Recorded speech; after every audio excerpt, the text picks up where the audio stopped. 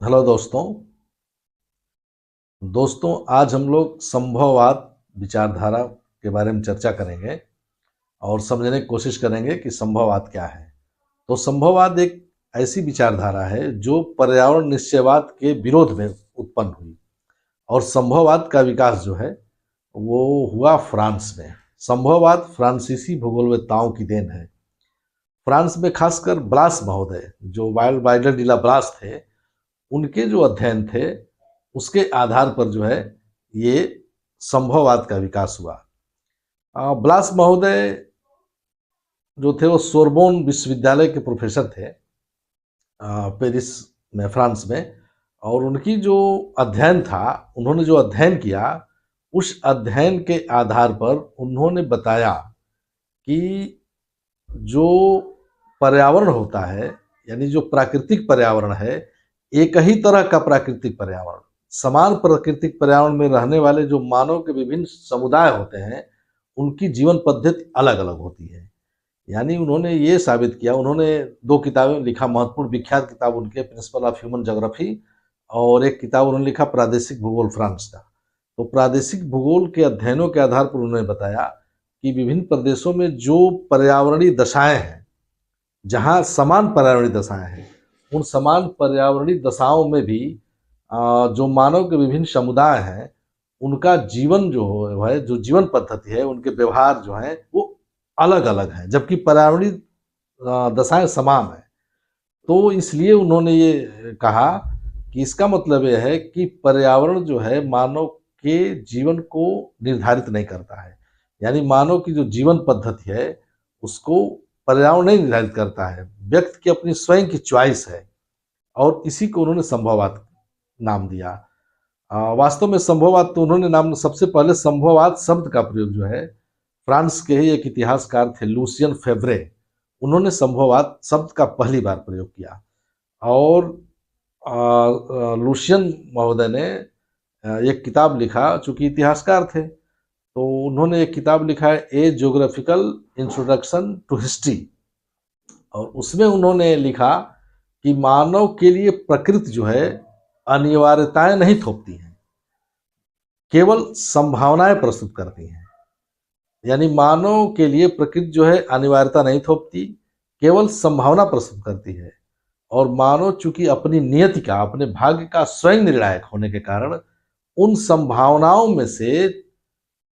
संभावनाओं में से चुनाव करने की स्वतंत्रता रखता है।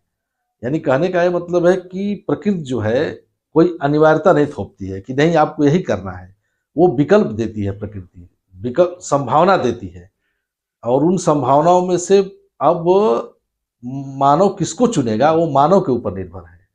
जैसे आप देख लें कि जो हमारा, जैसे कोई प्राकृतिक प्रदेश ले लीजिए, जैसे मान लीजिए उष्णकटिबंधीय क्षेत्र ही है जहाँ चावल, मूंगफली, गन्ना, कपास या तिलहन, ये विभिन्न फसलें उगाई जाती हैं।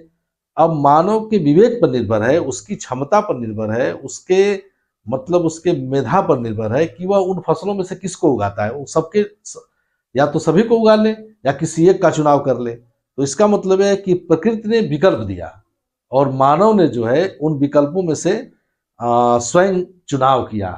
प्रकृति ने नहीं कहा कि ये काम करो, वो स्वयं किया। इसीलिए जो है ब्लास महोदय ने कहा कि जो प्राकृतिक पर्यावरण है उसका स्थान बस एक सलाहकार से का है, सलाहकार से अधिक नहीं है। यानी प्रकृति हमको सलाह देती है और उसके हिसाब से मानव जो है उस सलाह को माने या न माने। जैसे मान लीजिए कोई व्यक्ति हमको सलाह दे रहा है या आपको किसी को सलाह देता है, उस सलाह को मानना या न मानना उसकी स्वतंत्रता है। लेकिन अगर उस सलाह को मानने के लिए वो बाध्य हो तब वह उसके अधीन है।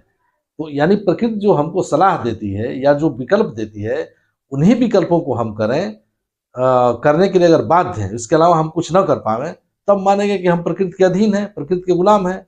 लेकिन हम अगर विकल्पों को चुनने की स्वतंत्रता रखते हैं या किसी को न चुने या किसी एक को चुने, तो इसका मतलब यह है कि मानव जो है प्रकृति का दास नहीं है, मानव एक स्वतंत्र इकाई है। इसीलिए मानव के कार्यों को संभववाद में जो है काफी महत्व दिया गया कि संभव मानव का कार्य प्राथमिकता के आधार पर है और प्रकृति जो है दूसरा स्थान उसका है। अब देखिए, जो जीवन पद्धति की बात है, जैसे ब्लास साहब ने एक जीवन पद्धति का जो सिद्धांत दिया, उसको उन्होंने जेनरे वीए कहा। GENERE, जेनरे DVA, जेनरे DVA। जेनरे DVA जो है, ये पाल वाइलर डीला ब्लास महोदय द्वारा एक विकसित अवधारणा है, जो यह अवधारणा यह बताती है कि किसी मानव समुदाय का सामाजिक, आर्थिक और धार्मिक जीवन किसी विशिष्ट भौगोलिक पर्यावरण में कैसे विकसित होता है।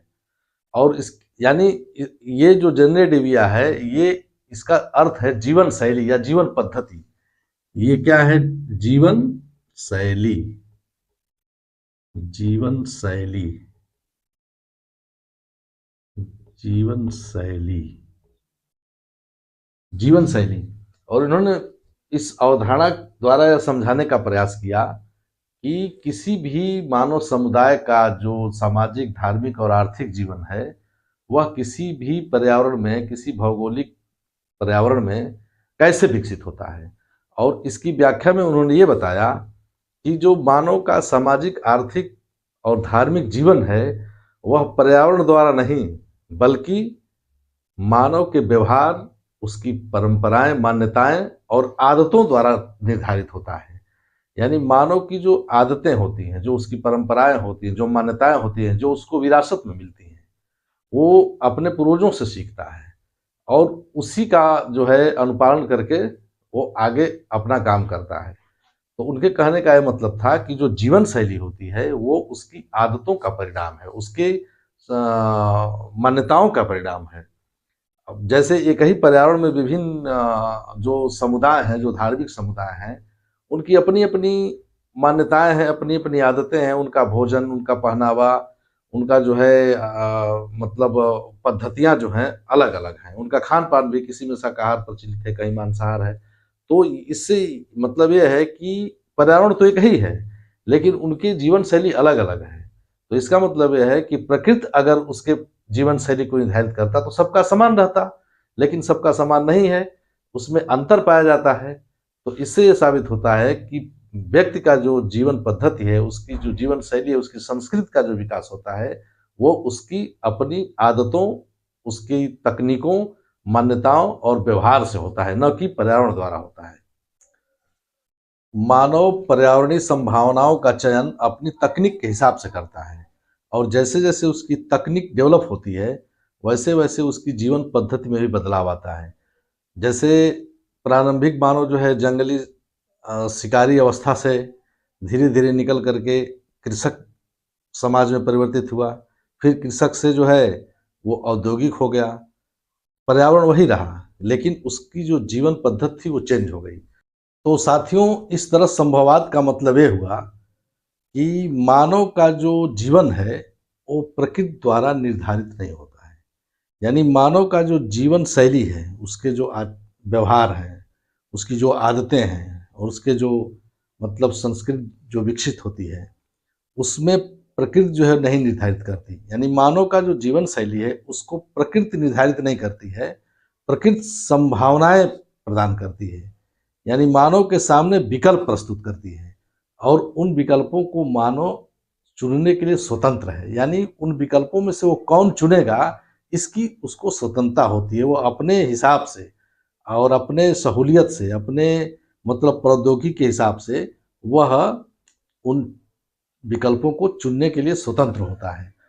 और प्रकृति क्या नियतिवाद क्या कहता है, यानी प्राकृतिक पर्यावरणवाद जो है, यानी पर्यावरण निश्चयवाद जो है, वो क्या कहता है? वो कहता है कि व्यक्ति का जो जीवन है और उसकी जो जीवन पद्धति है, वो प्राकृतिक पर्यावरण निर्धारित करता है।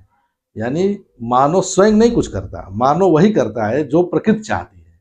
लेकिन संभववादी क्या कहते हैं कि नहीं, ऐसा नहीं है। मानव जो है प्रकृति के आदेशों के जो विकल्प होते हैं, यानी प्रकृति जो सीमा निर्धारित करती है, सीमा तो प्रकृति निर्धारित करती है, तो निश्चित है कि प्रकृति जो है विकल्प देती है। अब वो बहुत से विकल्प हैं, अब उन विकल्पों को चुनने का स्वतंत्रता मानव के पास है। और वो क्या चुनेगा, अब वो उसके जो है टेक्निक पर निर्भर करता है।